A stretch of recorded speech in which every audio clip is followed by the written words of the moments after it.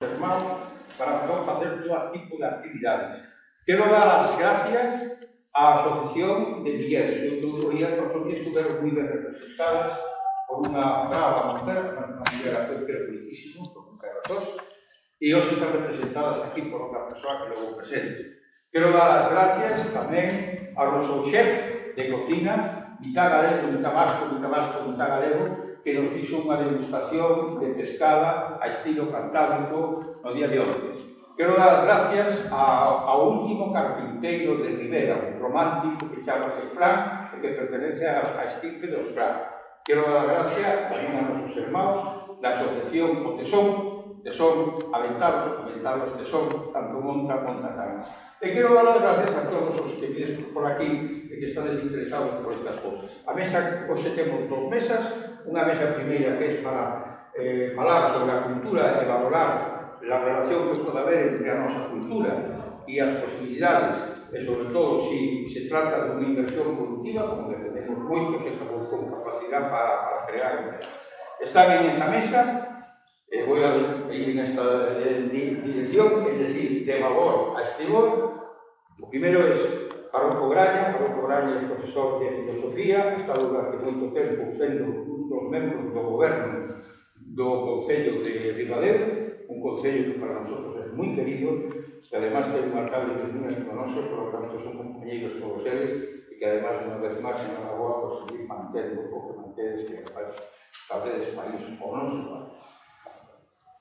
Quero presentaros a Geruca Campo, que é unha persoa tamén con un historial de pertenencia a esta sociedade nosa, San Cipriano, Tempo de Mar, de familia de mar, mariñeiros, que además pasou unha parte da súa vida na outra provincia, porque non defendemos sempre que pertenecemos á provincia de Moñeiro, e tima eu, como tamén como os estudiantes de Lugo, estudiaban nas pepas, e estudiaban no Instituto de Lugo a Augusta.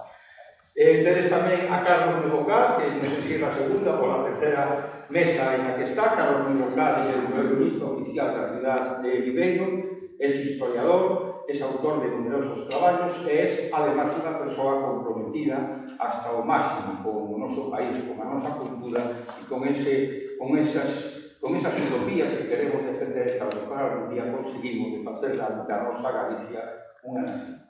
E xa para rematar, meu querido e ben amigo, Premio Nacional de Artesanía, Sito Otero Regal. Falar de Sito Otero Regal é falar dun hombre internacional, mundial, con un museo, que é o Museo de Regal Xunquera, que non o conoce, debe ir a conocerlo, e que é unha persona libre, independiente e capaz de poñer a todo o mundo en seu sitio, que vai ser o moderador da mesa. Despois desta mesa, pasaremos a unha segunda mesa. Esta mesa vai ter aproximadamente unha hora de duración, que vai ser unha mesa ben cargadinha de bombo. Digo ben cargadinha de bombo porque vai tratar precisamente da contaminación do medio marino. Moitas gracias, señor coordinador.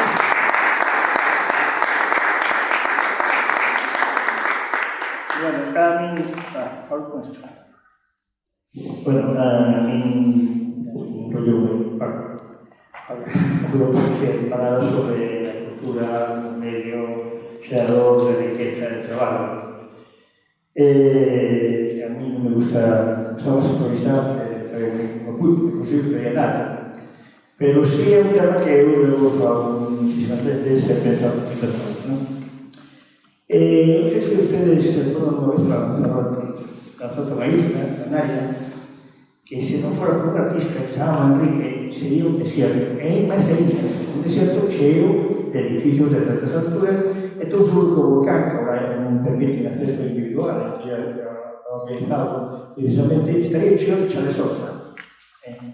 Enrique era fraquísimo, por certo, amigo íntimo de Fraga, e aproveitou a súa amistad precisamente para facer todo o que pudo para que a isla Lanzarote non fora atropellada como as outras islas de Gran Canaria por Salvador, que é a construcción que se fixo nos anos 60, 70 e 80. Aquí temos un gran exército, non?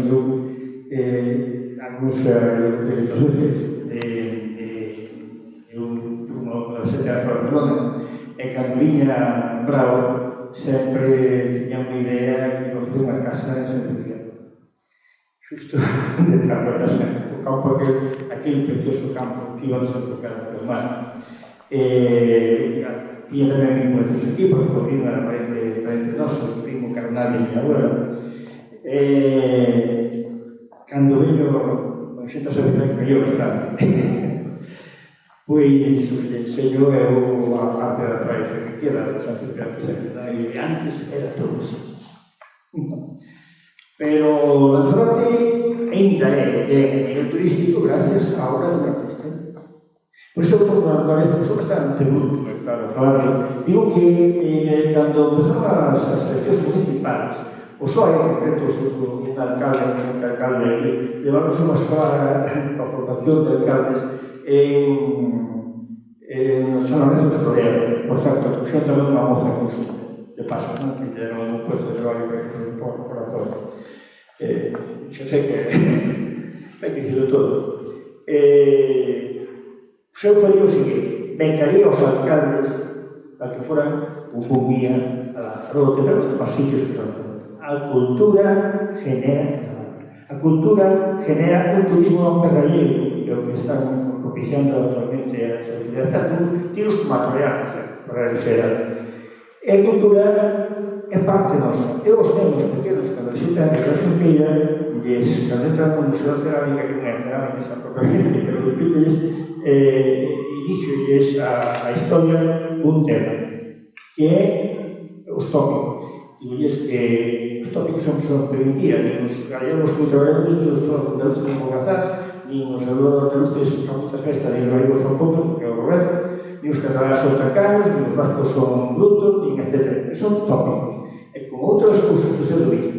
E suscitar exactamente as cousas de a política, os políticos, etc. Eso é mentira. Había política de polis, cidades, en el antigo, que facemos a mellor política, facer unha mellor cidade, mellor barrio, mellor calle, mellor rúa. Se tú dices, metas que van a miña casa estar sin limpar, é unha opción política, porque queres que o teu entorno esteña mellor. Facer política non é importante, cada cargamos un papeletiño, unha repixa, unha meseta, unha caixa de querida. Eso é outra cousa. E o mismo sucede co arte. Eu que sempre selecciono unha persona como vai vestida, despois explico que o niño vestida así se volvemos movimientos artísticos, sobre todo desde o siglo XIX en diante, o pato, todo Dios viste desa parte. Os pais teñen uns coches determinados porque existe o arte contemporáneo. Porque os primeiros coches eran imitación dos cauchos cerrados, o motor de variante, o andado, era totalmente útil, non? Pois a arte ten importancia. Pero que a arte é esa generadora de riqueza. Da gusto, cando vas a unha cidade, outro día tuve en Pontevedra, e hai xuntas por todas as partes, etc. Da pena ver sitios como a Iberia, onde só hai un cabezón no medio do parque, un mastillo no outro sitio, etc. O arte forma parte da vida. Pero se ustedes están vendo televisión, están vendo como un concepto artístico, porque os seus pais non o verían desta forma. Aquela nota do señor Viveiro que dicíalles non podían limpar a boca porque estamos vendo o señor televisión. Entón, é outro concepto, un concepto plástico diferente. É a todos os niveles, Non todo tamén que se vai é arte. Por exemplo, aquí en frente temos un edificio que chama Casa de Cultura e antes aí había un edificio precioso que tiraron para facer ese gol. Por iso digo da igual que os ecuatorianos, porque foron testigos os que gobernaban daquela. Entonces, o arte xenera riqueza, o arte xenera turismo de calidad, o arte xenera unha convivencia. Mira, eu esta semana pasada entrevistei unha rapaciña que vai estudiar aquí en San Ciprián un ciclo de químico, algo así, para entrar en Alcoa.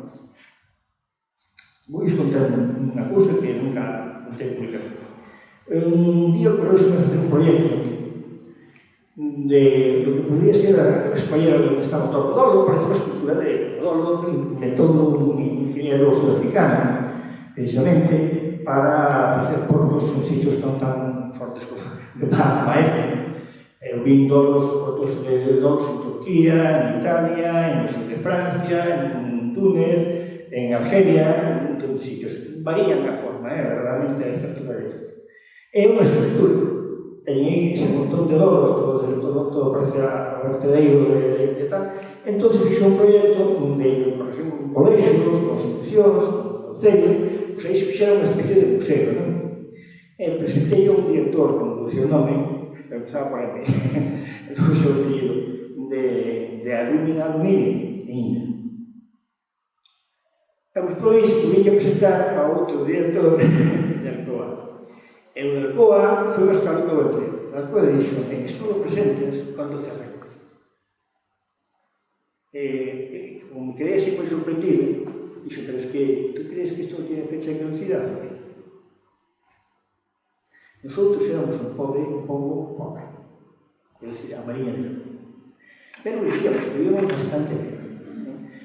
Burela creouse, Burela, cando tiña 10 anos, os meus dedos sobran para que as casas caían. Eu recordo facer a casa do Cheo, perto da radio, nunca entrando á dereita, a gasolinera xa, eu xa era maior. A primeira casa que fixo no campo era de tal ferrería, e fixo desde no antes da miña abuela, por anos 70 e pouco. Quer dizer, é un pouco novo, totalmente novo. Fíxose que bonito, xe dicía eu Burela, fíxose que bonito. Burela non lle debe nin Alcoa, é bonito porque fixo Burela. Que xentira, a costea bonita, traía 1 millón de pesetas. Con 1 millón de pesetas compraba un solar e facía a primeira planta da casa. E posible o ano que ven, facía a segunda e o ano que terceiro facía a terceira. Existe un Burela, tal, un desbarajuste, un desastre arquitectónico por excelencia, ¿no?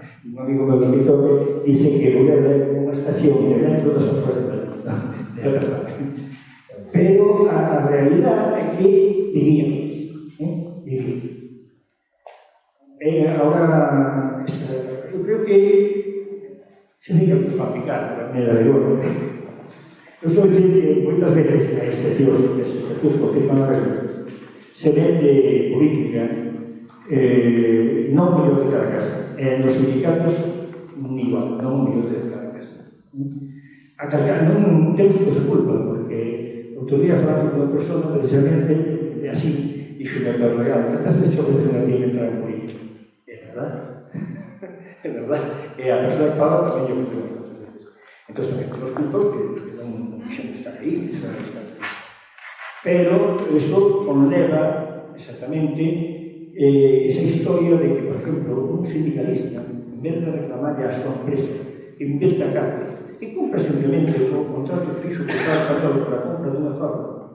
E das cosas que deu 60 millóns para un proxecto de mantenimento que se fixo e que non se levou a nada, que non inverteu un peso, xa sabe, son galego, era un peso, non inverteu nada desde que chegou.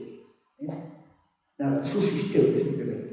E reclamanlle a ti, a miña, a chela, todos que estades aquí, partes dos vosos impuestos, para que paguemos a luz. Porque a maior beneficio empresarial. E os sindicatos son, por tanto, non vi ningún ligado da empresa, son sempre os sindicatos, os sindicalistas insultados, son os malandros, dicen en la suegra, e que definen moi ben que é malandro. Malandro é un montón de cosas. Entonces, a cultura, repito, é unha fonte non só de saber, é unha fonte tamén económica, de generadora de riqueza, de generadora de empleo, ben levada. Barcelona ten unha parte cultural moi importante, pero está cometendo un error, cometeu xa non ten volta atrás, que é o turismo barato, o turismo de low cost. Barcelona é o terceiro aeroporto do mundo en low cost. Iso que significa? Significa que xa hai xente que non gasta cartos, ocupa espacios e degenera o espacio. Santiago está sucedendo o mismo. Eu non sei a miña amiga Castro como está facendo, do oportunidades que é director xa de turismo e faro que pero está sucedendo o mismo. O sea, non nos interesa que isto se enche de xente. Eu, hai pouco, un amigo que máis vive aquí en San Cipriano, dicíame, hai un sitio determinado aquí da geografía do norte, unha gran catarata, que son 3 cataratas que van caendo, non? É un sitio precioso, claro, moi difícil chegar aí, non? E se hai que promocionar xo, se promocionas, mátate, porque descarallan todo. As catedrales, como todo o que importan descarallas, o que chama oficina de porco, que non se chama dentro, a xente xa deixa de ir dos carreiros, aquilo ten unha vegetación así de cortiña, e están descartando.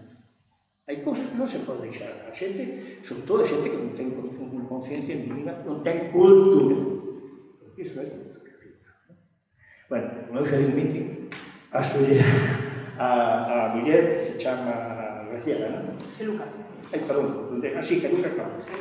Luca Campos, a bueno, pode falar do destino humano, non sei, non? Penso que é mellor seguir, non? Eu tamén penso Que lo pago ya. Sí, pues ya está. Bueno, pues chamoume Pablo Mosquera para que representara un pouco a Asociación de Mulleres de San Ciprián, que non me pertenece. E, bueno, eu teño que contar para falar un pouquinho do que é a muller filla de mariñeiros de toda a vida, un pouco estudiante, un pouco traballadora, un pouco señora da casa, un pouquinho de todo como todos somos as mulleres. Nacín en San Ciprián, aquí no Porto da Riba, se é que conocedes o Porto. Nada, a miña infancia foi con miña nai, porque meu pai traballaba no mar, e daquela todos os homes do mar viñan un mes ao ano. É dicir, eu conocía aquel señor que estaba na miña casa e me decía a miña nai que era meu pai. Pero cando me encariñaba con ele, pasaban 30 días volando, e claro, aquel señor desaparecía e non volvía a chegar hasta o ano seguinte. Co cual, bueno, con miña nai. Miña nai era unha muller traballadora, de labranza, da casa, de labores do hogar. Entón, empecé a estudiar un pouco, un Lugo, como decía Pablo, exámenes, que estudié en Viveiro, fixen outros estudios para o Instituto Social da Marina, onde traballei 2 anos, aquí en San Cibrán, na Cofradía de Pescadores, en aquel entonces. Despois do 76 ao 78, no Instituto Social da Marina. Logo pasei a Alcor, a Lumina en aquel momento, Indespal despois, e estuve hasta que me xubilei. E agora dedícome a eso, a casa. Estou jubilada, cuido da miña neta, e pouco máis podo decir. Gustaríanos conocer un pouco a actividade da asociación no caso da cultura, da nosa cultura tradicional. Sí, a Asociación de Mulleres de San Ciprián é unha asociación sin ánimo de lucro, totalmente como de ocio, como un pouquiño cultural, un pouquiño manual, facemos pintura, facemos deporte, facemos excursións, facemos, non sei, polillos bordado, ao largo do ano. Temos alumnos, e, bueno,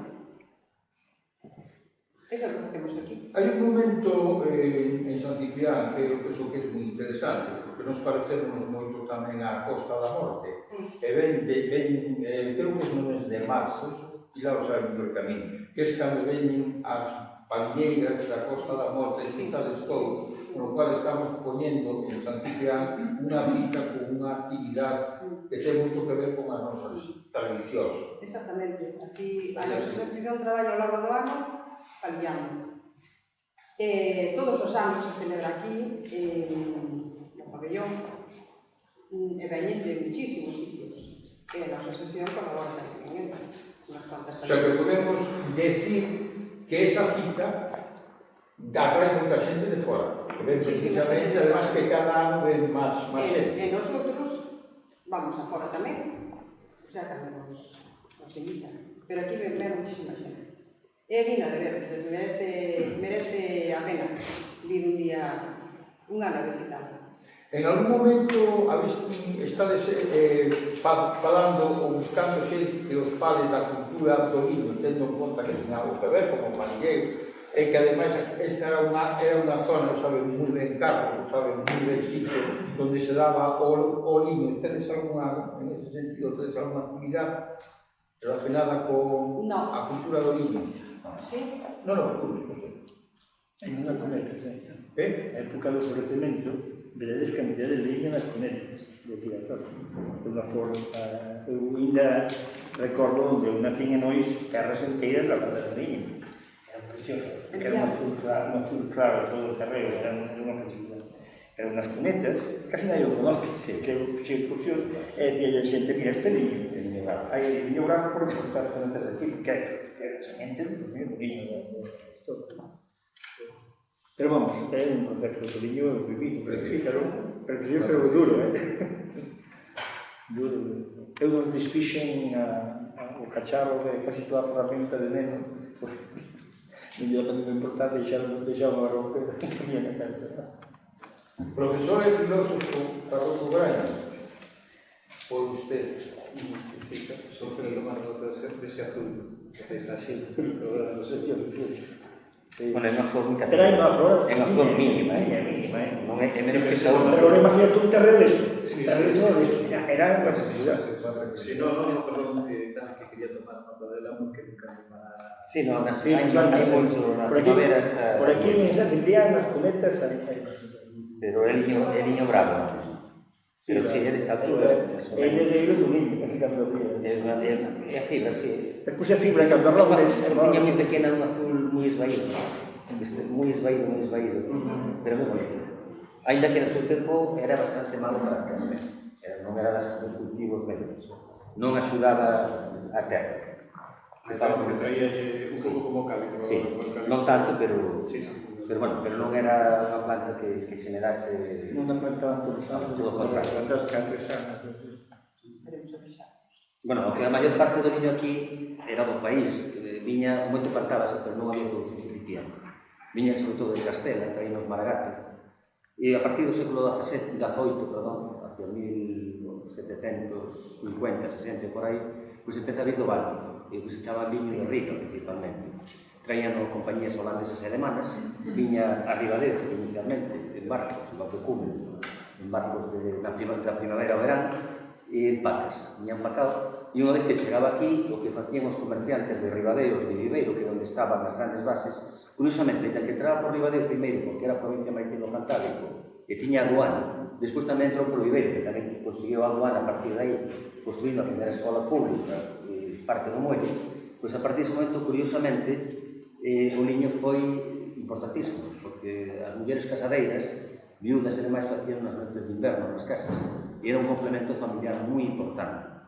E Viveiro estaba considerado, xunto con Padrón, a primeira base de Galicia. Estábamos a Gresca a ver quen era o que tiña máis teares. De feito, Viveiro capital, o que era o concello, tiña máis de 1.500 teares declarados. Había moitos máis, evidentemente, sin declarar, ilegais, digamos, ¿no?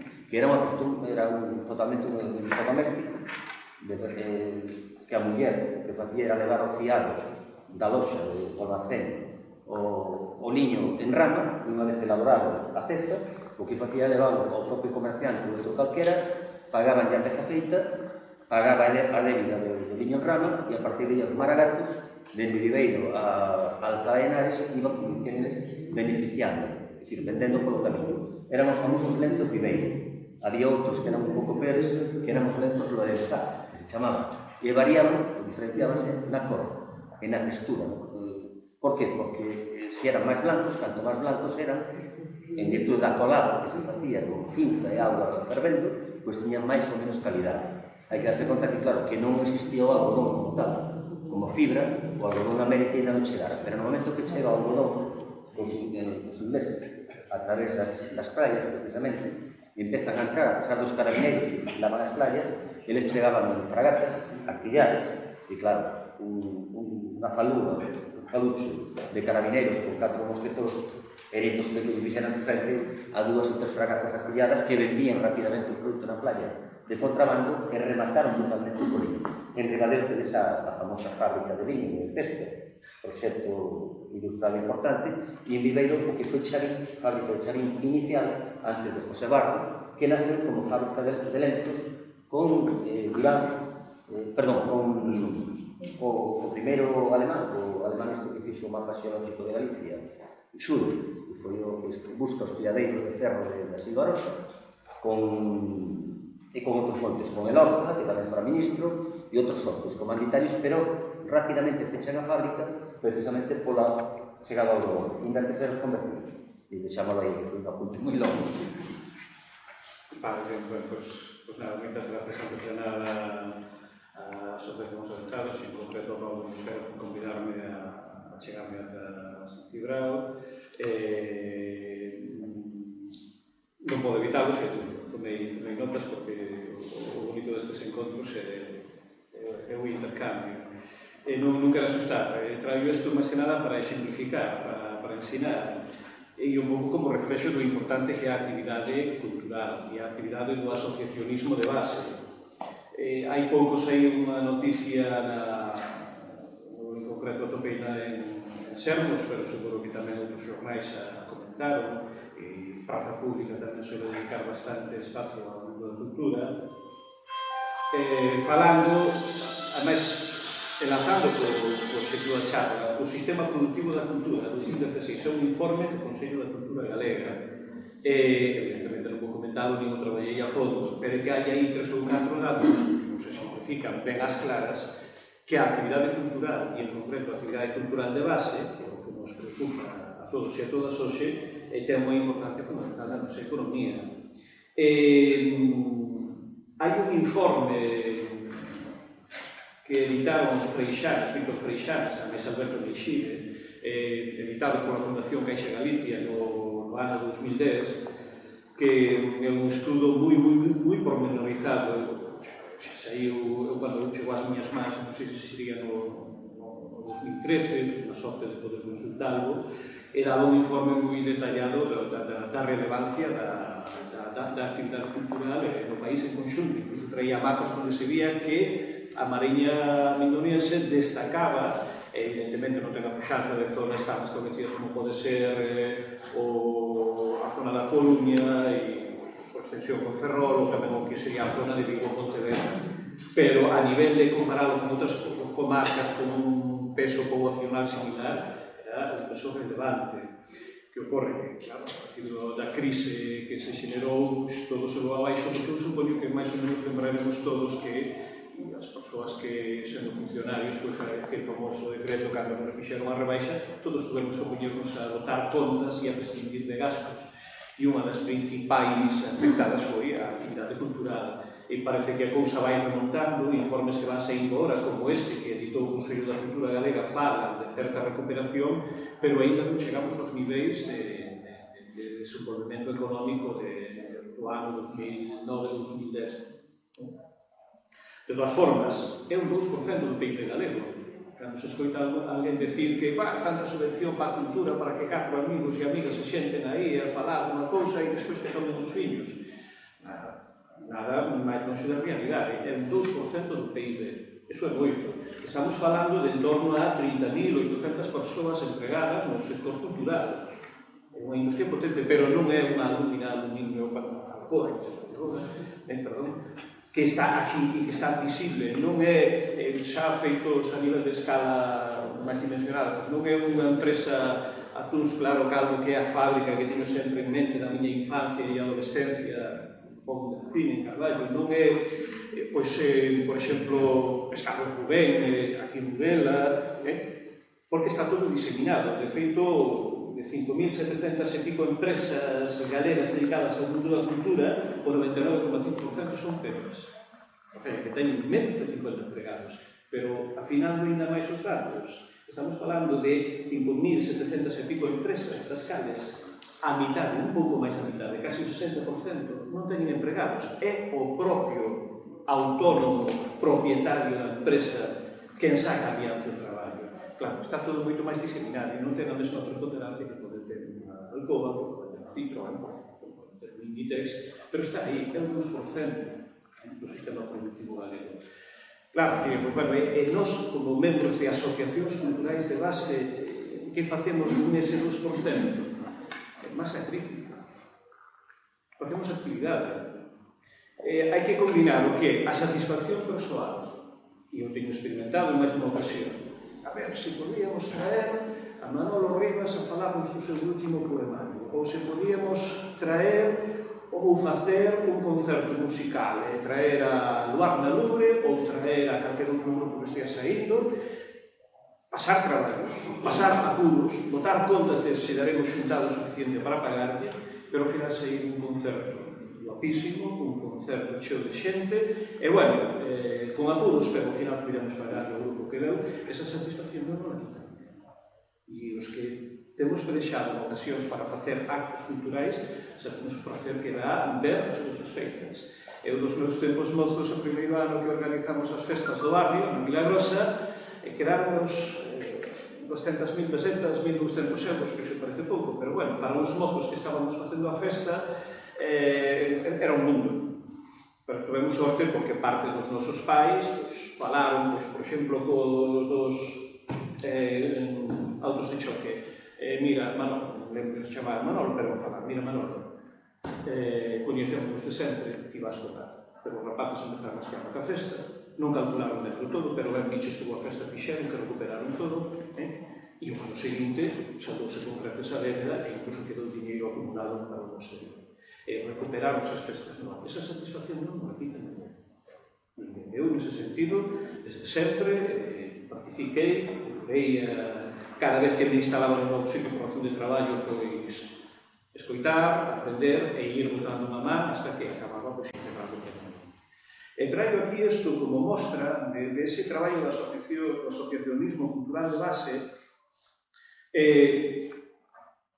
Por exemplo, este libro, este pequeno libro Ribaleando artigos de Antonio Gregorio, verás ben, é un exemplo de iniciativa dunha asociación con moito empeño persoal por sacar adiante artigos sobre a situación política de Ribadeo, non me acordo exactamente o ano que era, 2004. Perdón? 2004. 2004, acordo que era a presentación. Máis recentemente, isto, que aquí xa é unha asociación cultural de base, é a editorial La, que Ribeiro coñecedela ben, pero que é algo máis que unha empresa. Imagínome que coincidiredes comigo que é algo máis que unha empresa que ten apostado por a cultura. Ben, isto axuda a crear imaxes. Neste caso concreto, este estudo do comercio marítimo da ría de Ribadeo, non sei que 16 e 17. Isto é un dar saída, un esforzo persoal por buscar datos e constatar a relevancia histórica de, neste caso, Ribadeo. Pero supoño que tamén se collemos, lembro cando presentou na Casa das Letras en Ribadeo, Pablo Mosquera, este libro tamén axuda a crear imaxe, pero non imaxe no sentido fotoxénico ni de marketing, senón conciencia de o que foi un pouco, e da ideas. E mesmo despois para organizar calquera tipo de acto permítenos tirar do fío. E para os mozos e mozas, ou xente adulta que lle guste escribir, ou compoñer cancións, ou tomar referencias para preparar un baile, é un tesouro que axuda a crear esa imaxe. O outro día acerquei máis jornadas de historia local de Foz e coñecín que coñecer a comarca pouco, hai que ir por pasos, aos números que ten a Pomba do Arco sobre estudos de Foz. Este é outro exemplo máis de como se pone en valor. Non teño, podo facer referencia tamén aos estudos de Terra de Viveiro. Podría seguir con máis asociacións na comarca. Todas esas asociacións, a Agrupación Cultural Francisco Lanza, os seus cadernos ribadenses, este traio aquí por unha razón especial que xe contarei despois. Todos creamos masa crítica, tomamos conciencia de e axudamos a dar saída ás inquedanzas creativas de todos, novos e non tan novos. De acordo? Entón, nese sentido, o certo, isto hai que imprimirlo, isto hai que diseñarlo, isto hai que distribuirlo, isto hai librerías que os venden, isto é actividade económica. Outra cousa é que nós, cando facemos calquera das nosas actividades, non estamos pensando no lucro, estamos pensando no noso enriquecemento individual e colectivo, a nivel cultural, pero iso é unha actividade económica que se pode en torneios focal. Eu creo que está máis que probado que a actividade económica, ou, perdón, a actividade cultural ten esa dimensión económica que non debe someternos ou juzgar a capacidade creativa, pero que esa capacidade creativa non pode ignorar esa dimensión económica. Esta referencia de libros, estos xa son libros nos que participei eu, este para mí que é un especial significado, e tamén ten o seu punto de relación co texto. A Agrupación Cultural Francisco Escolanza no seu momento riscouse a publicar e a sacar adiante un texto dunha persoa que non coñecía ninguén, que sí, que levaba ano e pico, 2 anos, escribindo artigos na comarca de León, e se acaba acercando tamén algún no Progreso, de Galicia, tamén ao mesmo tempo estaba sacando na edición de Carballo da Voz de Galicia, arriscou. Cousa de que estou enormemente agradecido. Isto non é unha asociación cultural, foi un concello, a Coruña. Un feixe de artigos relacionados coa cidade da Coruña para dar a coñecer a cidade da Coruña. O artigo que sacou aquí, que nos sacaron aquí, é un artigo además moi entrañable, porque é un feito histórico, todos veñen a situación, para que vexades é moi importante desta actividade cultural que desenvolvemos. Está aquí o Riazor, o Deportivo xugando co Peñarol de Uruguai. Tensión, a lógica do partido nunha final. A ver, non teño claro se exactamente estaba Franco ou estaba, pero se non estaba ele, estaba a autoridade competente ben relevante. E además creo que estaba ele porque coincidía que caminaba na mão. Entón imaginadvos aí que de repente alguén diga ¡Viva la República! Pero alto, como podría facerlo en un estado. Mirando uns todos, unha liña que vai pasar aquí. As autoridades, a Garda Civil non lle quedou outra que poderos ser un set. Poníase en disposición de a ver que pasa aquí. Pero isto todo non va de segundos. E listo. O señor Valle di, popular de Uruguai. Claro, a xente puto unha carcajada terrible. As autoridades tuveron que, digamos, empainar as armas outra vez e non pasou nada. Eu esa anécdota escoiteina un profesor de lingua, José Antonio Andrade, e reproducina despois. Esos son pequenos retrazos da historia local que están entre os presentes. E que se ponga a luz unha iniciativa xa institucional.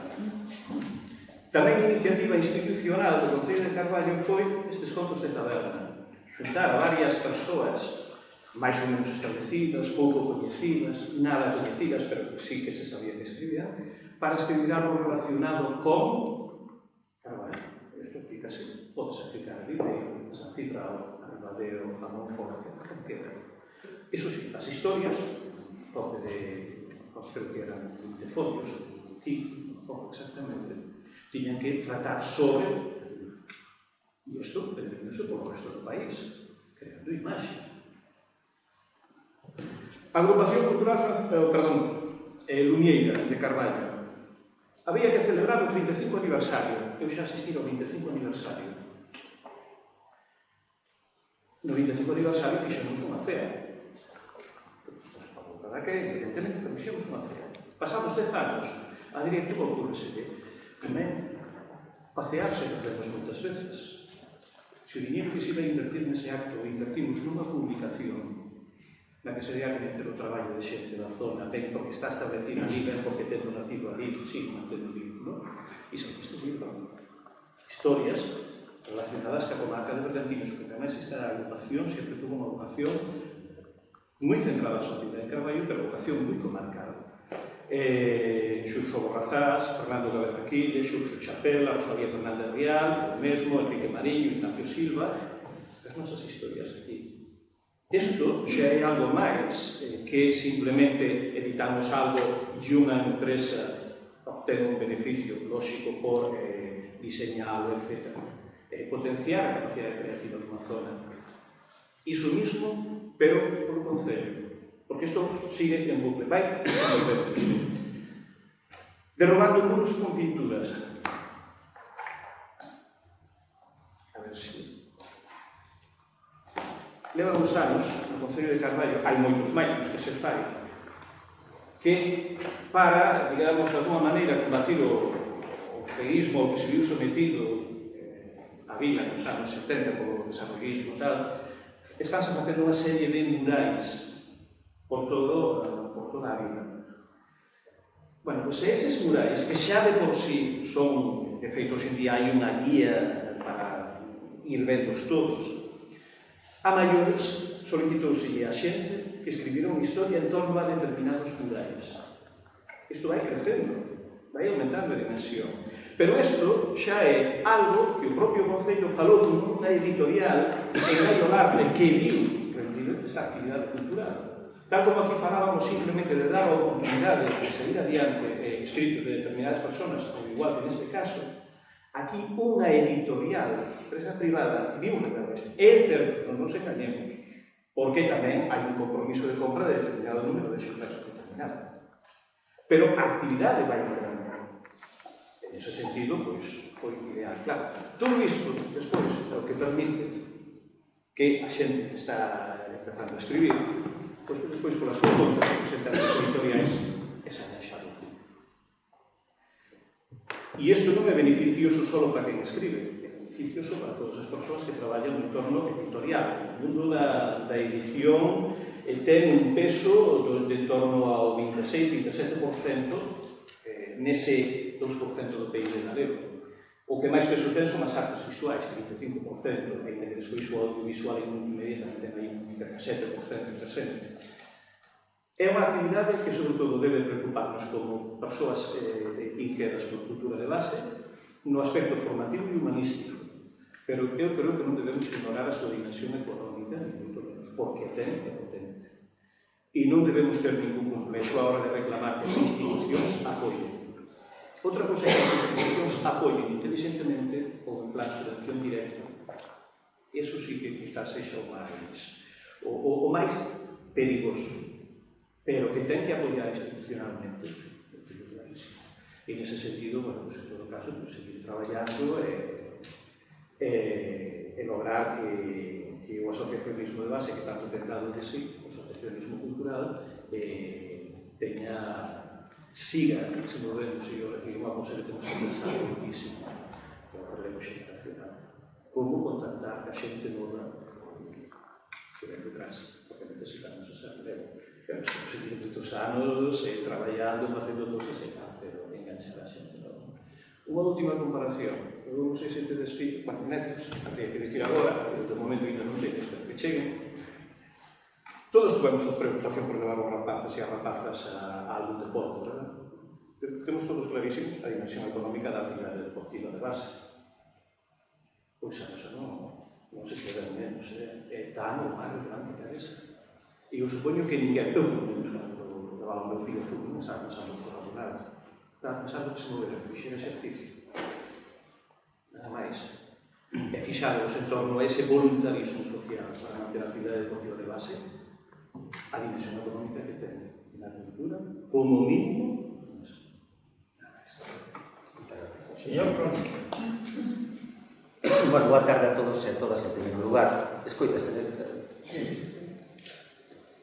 decir que teño que cambiar un pouco de chip, porque viña co disco pensando noutro tema, noutra temática distinta. Entón, vou cambiarlo para falar, neste caso, de Iberia, que non pensaba falar de Iberia, viña falar da Mariña, na que farei alguna interacción tamén ca Mariña, porque pensei que íamos a falar no debate da cultura na Mariña. É a idea que eu vi, pois digo que veño co pé cambiado, pero bueno, non é problema.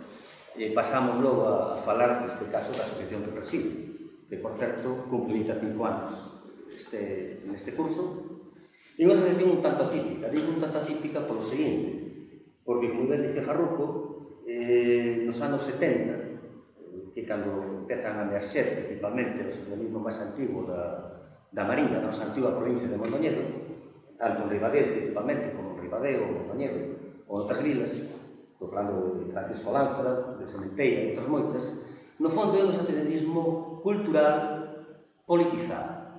O que é o mesmo, as asociacións culturais son pantallas políticas dunhos partidos que non estaban legalizados, sexan de esquerdas ou de outro tipo, pero principalmente, evidentemente, de esquerdas. Nacionalistas, socialistas, comunistas, donde soubera, etc.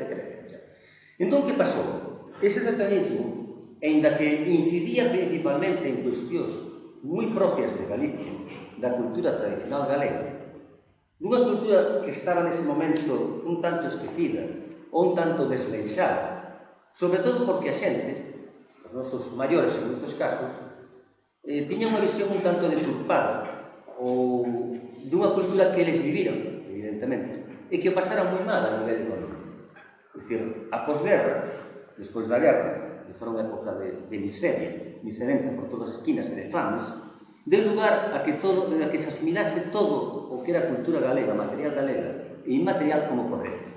É dicir, en que sentido? É dicir, igual que ahora lle damos valor, incluso a nivel anticuario, se estamos revalorizando constantemente, nese momento non tiña valor ningún, porque era algo do que se quería escapar. Nunha sociedade de subsistencia, nunha sociedade de autoconsumo, con moi poucos excedentes, unha sociedade autárquica, unha sociedade, nunha palabra, que deixaba moi pouco marxe para ningún tipo de exceso. Iso deu lugar, evidentemente, a que a xente, no momento que se empezou, pouco a pouco, o desarrollismo franquista nos anos 60, 70 despois, esquecese totalmente eso, fora como o atraso, eso era atraso. Entón, curiosamente, este socialismo cultural incide nese tipo de temas, pero con unha ventaxa, primeiro con unha desventaxa grande, que é a carga política.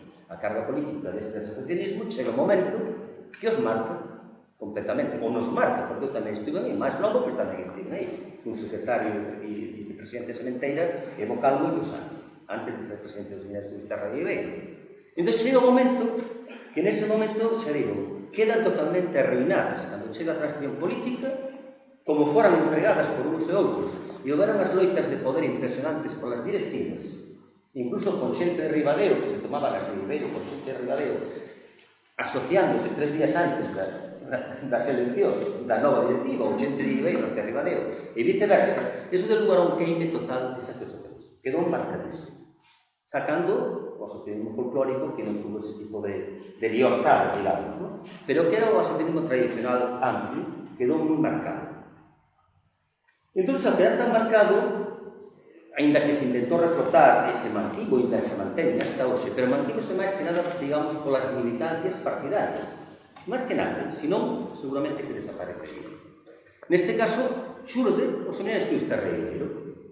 E como xurde? Pois xurde precisamente escapando dese modelo politizado, que foi positivo, evidentemente, tuvo moitas cosas positivas, tamén tuvo cosas negativas, que non todo bonito da malo, evidentemente, xurde un modelo distinto. E queremos crear unha asociación multidisciplinar na que calquer persona teña acceso a ela. É dicir, que a xente do común seña capaz de entrar nese seminario, que leva nome de seminario, no instituto, precisamente recollendo o que eran os valores dos seminarios todos galegos, nos anos 20, porque Castelao, Risco e os demais eran os pais, digamos, e os fillos, Tobío, que era de Ibeiro, e os Tobío, diplomático, e outros moitos, que de Alberto, e outros moitos crean ese seminario que destacou sobre todo por qué? Porque collendo as enseñanzas da pedagogía moderna, suiza, alemana, francesa, americana e demais, foron capaces de analizar o máis próximo, o máis cercano, o que nunca cambiaba, o que víamos todos os días e non reparábamos en ele. A lingua, por un lado, o galego, a paisaxe, a terra e a xente, e a cultura material e inmaterial. Porque, como dicía Tolstoi, non podemos coñecer o mundo sin coñecer a nosa aldea. Podemos coñecer, evidentemente, pero é máis difícil. É máis fácil sempre do particular, do cercano, ao universal, que non ao revés. Entón, neste caso, o seminario tuvemos a sorte de ter a un mestre como era Luis Tobío, que xunto con Díaz Pardo, que foi outro padriño noso, axudounos a crear esa nova identidade, que non era unha asociación cultural no sentido clásico, que era moito máis. Quería ser unha institución tremendamente ampla, que traballaría por departamentos de distinto tipo, tal xeito, que a que lle gustase literatura, entre literatura, que lle gustase arte en arte, historia en historia, antropoloxía, etnografía, ou mundo de mar, ou que fose. Departamentos que se constituíran en virtude da xente que participase. Foi inicialmente un éxito grande, e sigue sendo. Pero cal é o problema? Que ese éxito tan grande que tivemos, evidentemente, que levamos 20 publicacións a día de hoxe, non chegamos a un por ano, pero casi, porque en 25 anos, 20 publicacións en libros son moitas, aparte de revistas e folletos. E chega un momento que, xunto con eso, creamos unha biblioteca. Tuvemos que nacer a espaldas das institucións. A nós non nos regalou ninguén nada. Decía Tobío tamén nun momento determinado, nós sós. Sós por qué? Porque tampouco aceptamos o chugo de ninguna institución que nos marcase o paso. Quixemos ser libres, que somos. De que non lle debamos nada a ninguén. Pagamos un local alugado durante 24 anos e ora por fin o Concello, despois de 2 veces darnos en pleno aos únicos de Ibeiro que nos concederon en pleno no Concello 2 veces o local, por fin temos un local onde guardamos unha biblioteca aberta a toda a cidadanía de Ibeiro certamente interesante. Non é todo importante que teria que ser porque temos poucos fondos, evidentemente, para todos os anos ir incrementando. Pero a pesar deso, con todo tipo de esforzos, de compra, de mercar, de gracioso e demais, temos máis de 7.000 volumes, que é un efecto importante, xunto con pezas realmente interesantes. Igualmente, hai unha pequena biblioteca, un arquivo gráfico, un arquivo de imaxe, documental, e queremos facer a gran frustración que tivemos por non ser institucionais, que era montar un museo comarcal. Iso non o conseguimos. Queremos montar ahora mesmo, no pequeno local que temos, unha especie de aula expositiva con pezas arqueolóxicas que temos e con todo tipo de aparellos, obxectos e demais que merece a pena expoñer. Pero nós xa digo, nacimos coa finalidade de que os viveireses e os mariñanes e calquer persoa teña acceso á cultura. Para nós o importante que era que todo o mundo tuvera orgullo de ter unha institución donde se sentise reflectida e, por outro lado, donde pudese colaborar de calquer xeito. Cal foi un dos grandes acertos nosos? Pois foi precisamente escapar dese academicismo. Porque ao principio nos debates había o debate. Somos seminario de estudos Terra de Ibeiro. Vamos a ser unha xirurxía, unha academia, con sillas marcadas con números e personas. Pois non. Vamos a ser democráticos. Un home, unha muller, un rapaz, unha rapaza, un voto e nada máis. E a partir dese momento é o gran éxito, porque todo o mundo aporta dentro das súas posibilidades.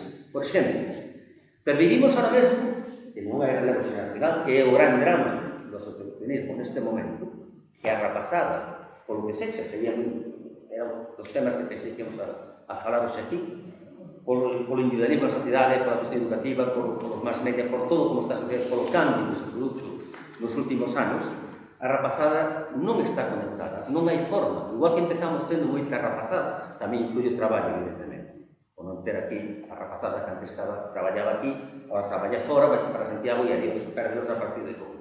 Esa é a desgracia. Pero, curiosamente, todo isto é moi importante, por qué? Porque chegou un momento no que nos dimos conta que a única forma que tiñamos de sobrevivir era metendo a xente do común, a toda a ciudadanía dentro da asociación. E que creamos? Creamos as xeras de excursións. 3, 4, 5 veces ao ano saímos de Viveiro. A parte das excursións que facemos en Viveiro, de catalogación de cruceiros, de castros, de mamos, das que saíron moitas publicacións, ou das visitas guiadas. A parte disso facemos un excursionismo cultural. Comezou como senderismo, pero dimos conta que a xente nosa era xa de mediana idade e cada vez se iba facendo maior. Entón, claro, non podían andar 50, 40 ou 30 kilómetros. Fomos reducindo e fixemos un excursionismo cultural de saída a sitios de Galicia, de Asturias ou de Portugal. Pero neste caso, como? Indo a un sitio, se hai un guía, pois ponemos un guía, un amigo, irías en tantos, ou quen sexa, ou mesmo calquer outro, pero sempre cunha visita guiada explicando o que ves. E ao mesmo tempo, evidentemente, despois das visitas de lecer, de andar, cunha comida gastronómica que sempre é moito, cun cantarín, unha palabra.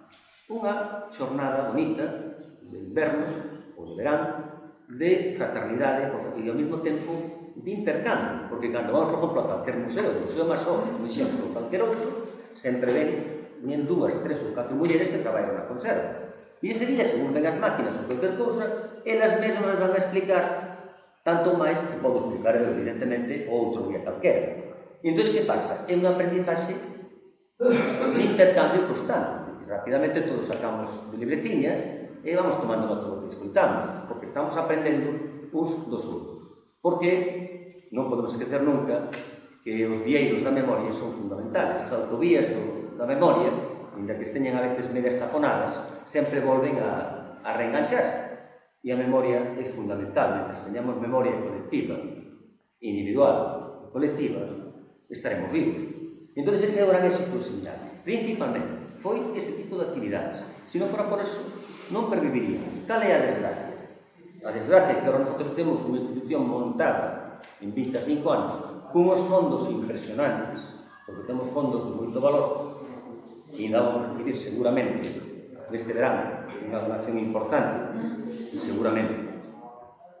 Cal é o problema? Se non somos capaces de manter ese legado que creamos a base de moito esforzo, moitas persoas diferentes. Depende, evidentemente, do relevo xeracional, da capacidade que teñamos para regenerarnos constantemente. Aí entra un pouco a función, entran un pouco as institucións. Cal é o problema das institucións? Desde o meu punto de vista, eu sou moi crítico das institucións. Por qué? Porque as institucións a veces son moi alleas a este tipo de problemáticas locais ou este tipo de vida da sociedade civil, da vida diaria, porque está moi por riba, ou por falta de formación, ou por falta de interese, ou simplemente porque xogan a facer política e a cultura dá poucos votos. Debería dar moitos máis, pero como está bastante devaluado, a pesar de todo, non dá, ou parece que non lles dá os votos suficientes. E o que é peor, se vos dades conta, a grupos de máis membros da mesa o comprobarían, nosotros igual, nos últimos anos, moitas das actividades que eran clásicas do asociacionismo na muller, a nivel de bailes, a nivel de posturas, a todos os niveis, están empezando a estar ocupadas constantemente polas institucións. O que é o mesmo? As delegacións, que poden facer e deben facer, evidentemente, pero meteronse de tal forma no noso campo, digamos, con diñeiro público, cando o normal era que eles repartisen ese diñeiro público en virtud das actividades e fomentasen que o asociacionismo fixese esa labor que fixo toda a vida e que naceran novas asociacións. E non controladas políticamente, porque a hora das subvencións é moi curioso. Cando leo os listados, a veces atóponme con asociacións.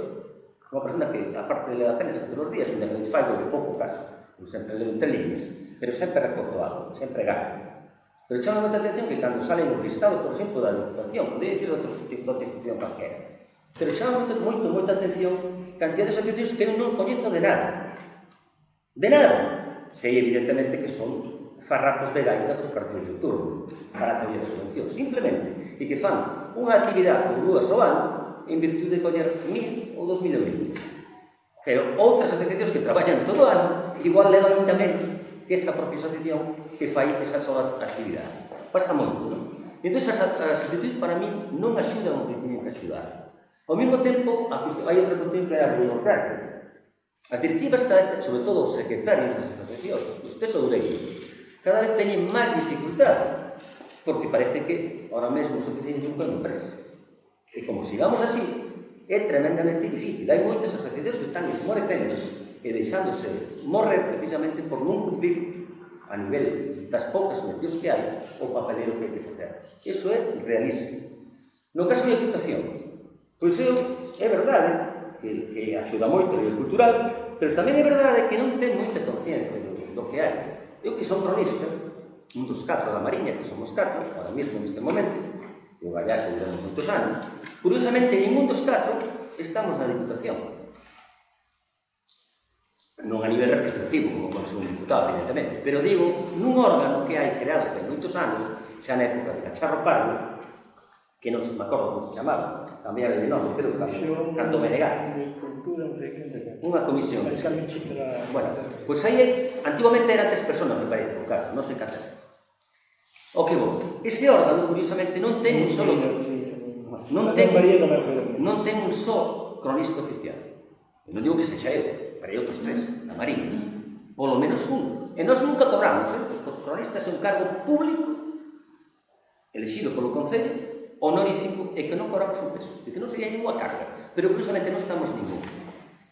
Esa comisión é moi importante, porque debería regir a cultura da provincia, debería regir, polo menos en teoría, e ao mesmo tempo debería controlar que tipo de publicación se fan, por exemplo. fora de... que é así. E, curiosamente, eu non me sinto representado en absoluto por quen está aí. Vou poñer un exemplo simple. A Diputación, por exemplo, todos os anos saca unha cantidad de librillos pequenos para os colexios. 3, 4, 5 libros. Que Día da Árbore, Efeméride de Marzo a Maio, ou do outro pintor, ou artista, ou quen sexa, ou literato da época, quen sexa, o que lle corresponde. E nos 2 últimos anos, nada máis sei dun escritor que non é nacido en Lugo, curiosamente, que os fixo todos. Non vou dar o nome. Fixos todos. Non hai concursos públicos para facer eso. Non hai especialistas. Eu ganei o Anxo de Fove, con Maruja Mali, un premio de 100.000 euros no seu día. A mí non me preguntaron nada. E ese libro rompeu a biografía do señor Ferres a nivel de España. Despois veo Silvi Grimanghini desde Estados Unidos e bebeu deste libro. Curiosamente, por que non sale a publicar súa? Vamos, como un concurso que se presenta distinta xente. É un exemplo, e non digo en plan personalista que a min é igual facer eso que non facer, pero é un exemplo simple de como funcionan as cousas. E, por desgracia, a clase política sempre está pensando en política. E representan a quen representan. Pero existen outros mundos. O mundo cultural tamén existe. É certo que tamén o mundo ese chamado intelectual, non se chamaba antes, cando había aqueles intelectuais guía nos tempos da República, aqueles intelectuais tan importantes que marcaron toda unha época no afán de saber da xente, que eso sí que levantaron o nivel da xente, o espírito crítico e o afán de saber.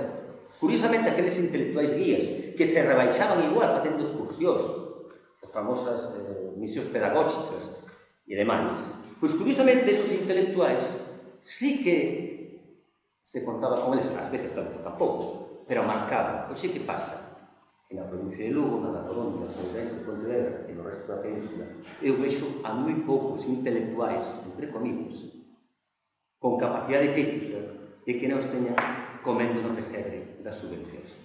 Moi poucos. Moi poucos. É unha desgracia, porque tiñan que estar marcando a súa luz o camiño ou os camiños a seguir, ou por lo menos intentando marcar camiños, porque non sempre os camiños salen ben, porque hai que dar a volta e recuar. Pero, que quero dicir con isto?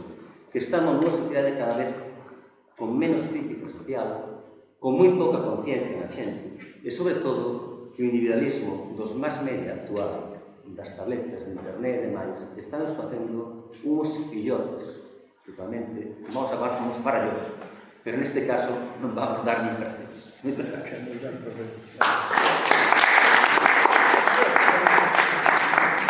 Vamos empezar 4 ou 5 puntos. Remata. A cultura, eu tamén teño unha especie de fundación, editamos libros, teño unha biblioteca de Firmina Campraes, pero non vou falar.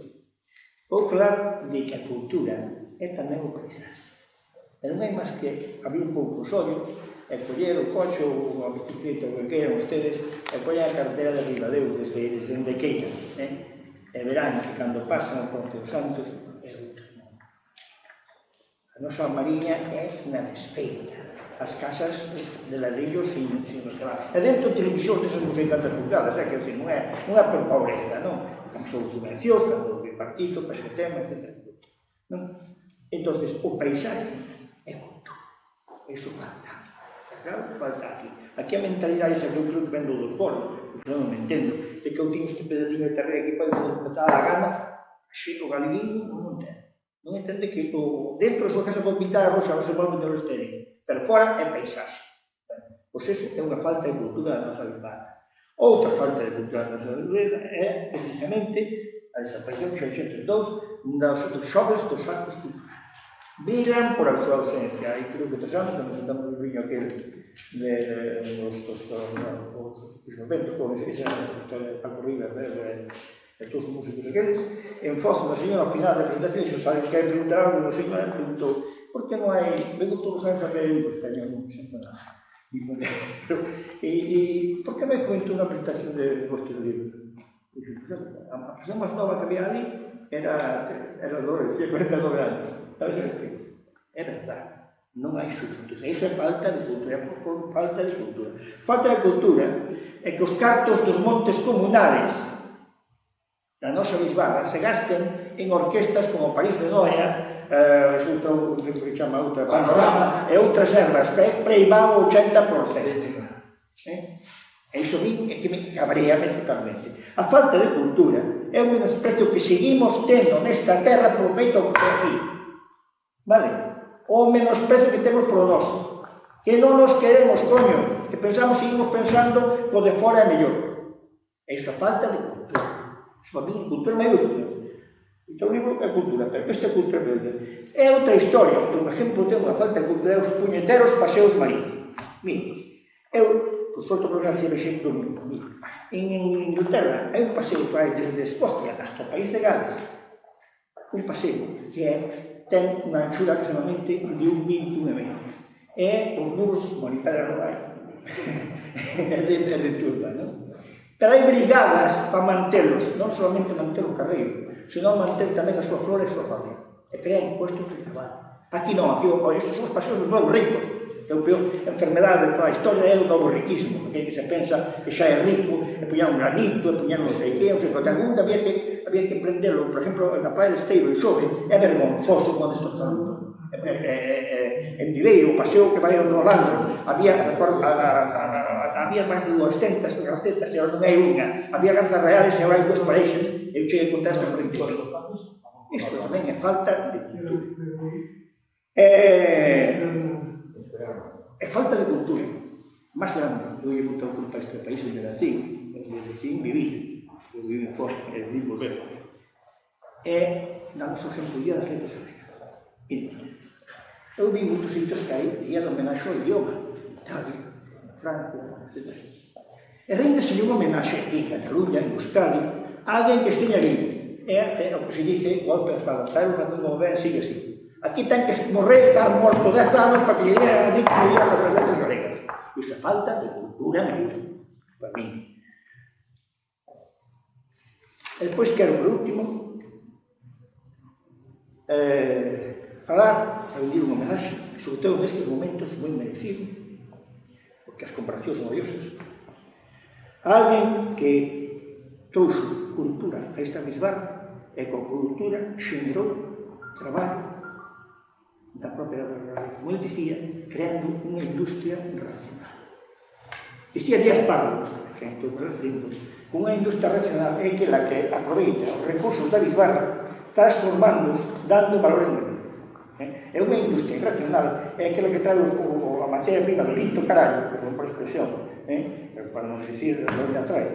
Deixamos aquí 4 postos de traballo, a merda, toda a merda acumulada, isto que foi noticia, a merda acumulada, iso non subimos ni siquiera o que produce, porque eu vou pescar a darse na Alcoa, e vexo que hai un barco descargando a bolsita, e á dereita hai un cargando a sempre, un ou pouco, directamente, non?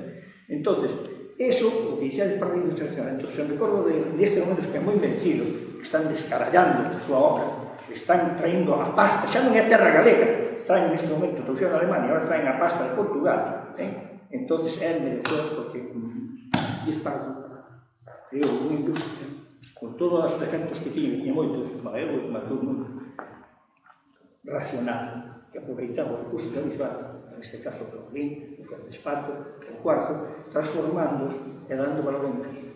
Vale? Nada máis, moitas gracias. Muchas gracias.